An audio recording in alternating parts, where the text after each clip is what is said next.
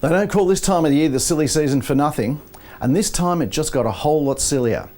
In fact, I'm recording just before the end of the world as we know it, or as the Mayan Indians knew it. So if you're watching this, either you're living in a post-apocalyptic world with Mel Gibson playing Mad Max for real, or the Mayan Armageddon has been about as devastating as the Y2K bug. Everyone loves a disaster scenario. It makes for terrific drama.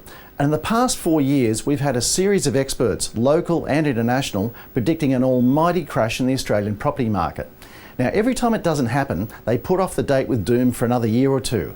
But being consistently wrong never seems to bother them. Now look, it's certainly true that our property is expensive by global standards. It's also true that as a nation, we're about the only developed country that didn't suffer a monumental property slump. And yes, in terms of affordability, Australian property prices are really stretched.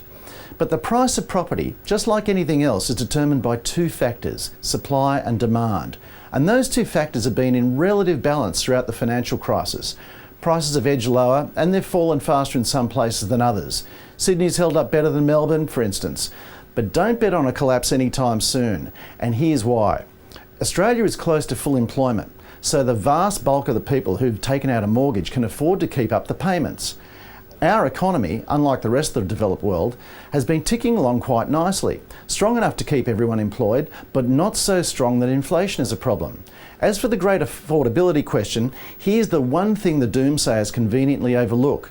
Yes, it is true that housing prices have far and away outstripped average weekly earnings growth, but more people can now afford to borrow greater sums of money because interest rates are so low. So house prices have gone up, but interest payments have dropped. So home buyers could afford to borrow more, and that has pushed housing prices higher.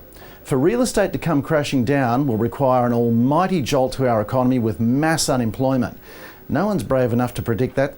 Still, it's only January.